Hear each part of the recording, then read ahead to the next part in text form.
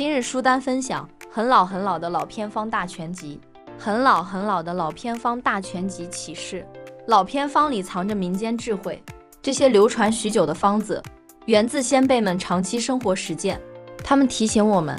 生活处处有学问，日常的食材、常见的草药，在恰当组合下，或许能发挥意想不到功效，启发我们重视传统经验的价值，其体现了自然疗法的魅力。众多偏方采用天然食材与植物，如生姜、大蒜等，这让我们明白，大自然为我们准备了丰富药库。相比一些化学合成药物，天然食材副作用小。我们应探索利用自然给予的资源来调养身体，追求更健康绿色的生活方式。书中强调预防为主的理念，许多老偏方用于日常保健与小病防治，这告知我们健康重在日常维护，不要等疾病缠身才重视。平时通过简单食疗、穴位按摩等小偏方，就能增强体质，预防疾病。养成良好生活习惯和保健意识至关重要，还反映出个性化调养的重要。不同人身体状况不同，适用偏方有别，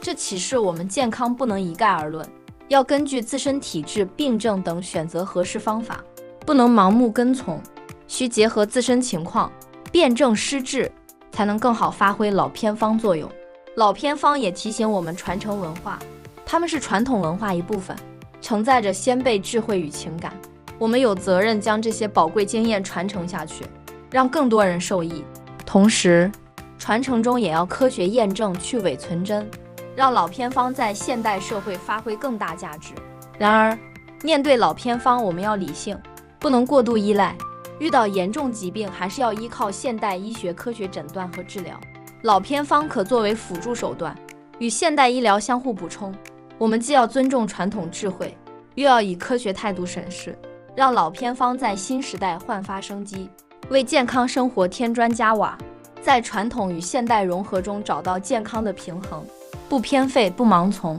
以开放心态汲取各方营养，守护自身及家人健康，让这些古老智慧在岁月长河中持续发光发热。